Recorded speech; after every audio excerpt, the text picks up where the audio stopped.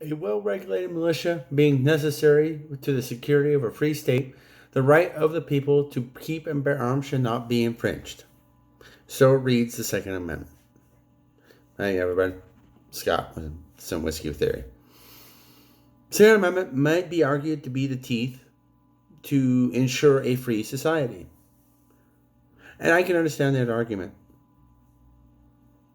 The idea being that if the government were to decide that it needs to overthrow its population to decide what it needs to do, that the people of the state could fight back with the arms that they bear. I think it's also important to note when the Second Amendment was signed into existence. The U.S. Constitution was signed in 1776.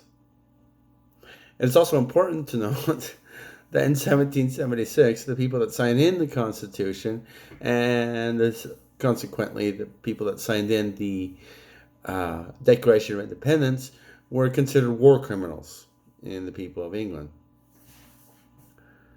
The United States Constitution was signed into existence in 1776. It took a full 15 years until the Bill of Rights was introduced in 1791. 15 years went by before things like freedom of speech, right to bear arms, no unlawful search and seizure, etc., became a thing. 15 years went by before we decided that needed to be a thing. I think that's important to note because in the Second Amendment, the right to bear arms wasn't a necessary thing until well into the establishment of the United States Constitution. The United States Constitution is important. All of the amendments to the United States Constitutions are therefore also important. The right to bear arms is important. The freedom of speech is important. To say that the Second Amendment is the most important thing in the Bill of Rights, I think is highly inaccurate. It's important. I think it's important, though, to realize that the United States as a country does not exist because of the path that lies before it. It exists because of the path that lies behind it, which includes the First Amendment, the Second Amendment. It includes all the amendments. We are here today doing what we do today because of the amendments and the United States Constitution. I personally don't own guns. I don't care one way or the other about owning guns. Owning guns, however, does enshrine some securities that the United States Constitution provides and instills. And I'm actually glad that Darby brought up the guys that decided to walk into a Starbucks with an AR-15.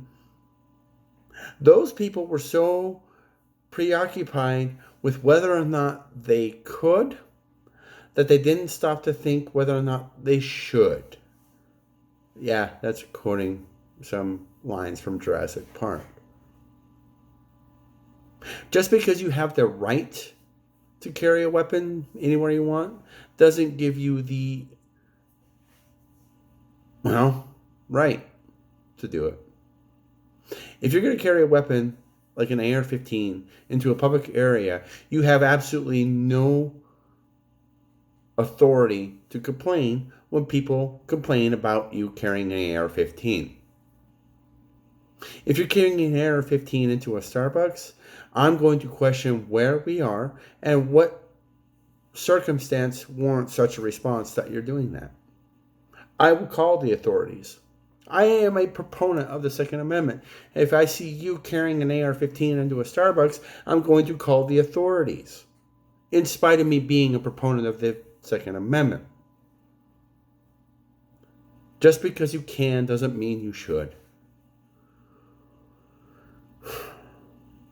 I do agree with Darby. The Second Amendment does provide teeth to our freedoms and our liberties. However, I don't think that the Second Amendment is the only teeth that we have. If you don't like the way things are going, Guns are not the answer. I do full-heartedly believe that if you don't like the way things are going, you have the power to vote. Vote the people you want into office. Vote the people you want to lead this country.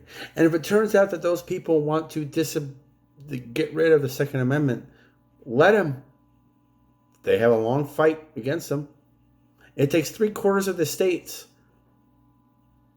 to vote in a new amendment or to repeal an amendment. When the Second Amendment was ratified, only 14 states were in existence. The population wasn't that big. It was easy to ratify in the first 10 amendments. There weren't that many people. Today, that's a different story. If you don't want the Second Amendment, you have to get 3/4 of the states in the United States to agree with you. That's going to be a tall order.